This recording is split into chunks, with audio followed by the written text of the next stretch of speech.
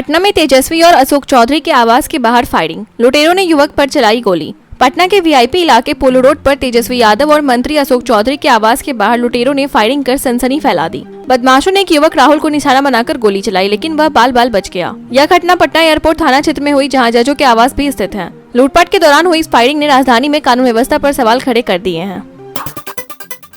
तबादला विवाद पर सीएम योगी का एक्शन, स्टाम्प एवं रजिस्ट्रेशन विभाग में रोक, जांच के आदेश। यूपी में तबादलों को लेकर उठे विवादों के बाद मुख्यमंत्री योगी आदित्यनाथ ने कड़ा रुख अपनाते हुए स्टाम्प एवं रजिस्ट्रेशन विभाग में सभी तबादलों पर तत्काल प्रभाव से रोक लगा दी है। सीएम ने निर्देश दिए हैं कि अब कोई भी ट्रांसफर अग्रिम आदेश तक लागू नहीं होगा। प्रमुख सचिव ने आदेश जारी कर निबंधक और उप निबंधक के तबादले स्थगित करने की जानकारी दी है। साथ ही पूरे मामले की जाँच के भी आदेश दिए गए हैं।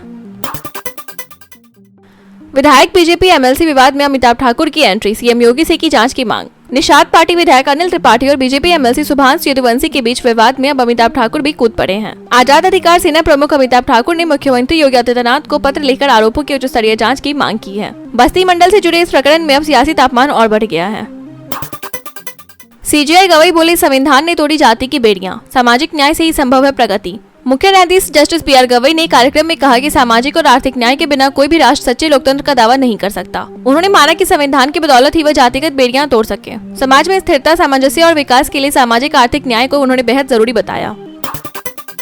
क्या भारत में सत्ता परिवर्तन चाहते हैं ट्रंप? आसिम मुनीर की मुलाकात पर विपक्ष के तीखे सवाल। पाकिस्तानी सेना प्रमुख आसिम मुनीर की अमेरिका यात्रा और डोनाल्ड ट्रंप से मुलाकात पर भारत में सियासी तूफान मच गया है। विपक्षी गठबंधन इंडिया की सहयोगी शिवसेना ने सवाल उठाया है कि ट्रंप मुनीर मुलाकात पर भारत सरकार चुप क्यों है। पार्टी ने आशंका जताई कि क्या डोनाल्ड ट्रंप भारत में सरकार बदलने की कोई साजिश रच रहे हैं। व्हाइट हाउस में ट्रंप द्वारा मुनीर को लंच पर बुलाना और सम्मानित महसूस करने की बात कहना इस चर्चा को और हवा दे रहा है।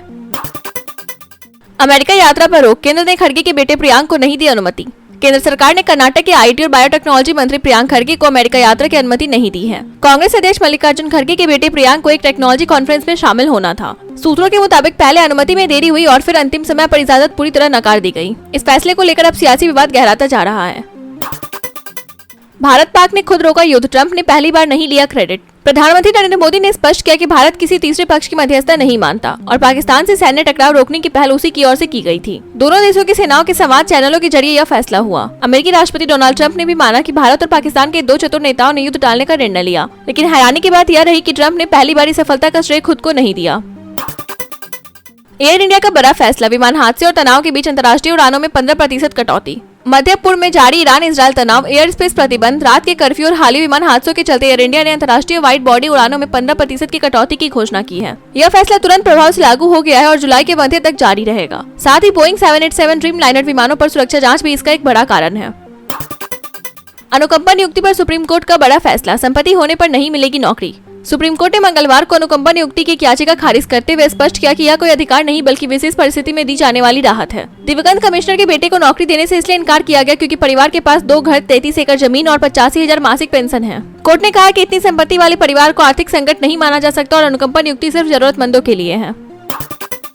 ईरान में फंसे 110 भारतीय छात्रों की वतन वापसी, ऑपरेशन सिंधु के तहत दिल्ली पहुंचा विमान। ईरान इजरायल युद्ध के चलते फंसे 110 भारतीय छात्रों को भारत सरकार ने ऑपरेशन सिंधु के तहत सुरक्षित निकाल लिया है। ये छात्र आर्मेनिया के येरेवन से विशेष विमान से गुरुवार को नई दिल्ली पहुंचे। विदेश मंत्रालय ने बताया कि भारतीय दूतावास की मदद से तेहरान में ठहरे रहे छात्रों को सुरक्षित बाहर लाया गया। यह ऑपरेशन युद्ध क्षेत्र में फंसे भारतीयों की सुरक्षा सुनिश्चित करने की भारत की प्रतिबद्धता को दर्शाता है।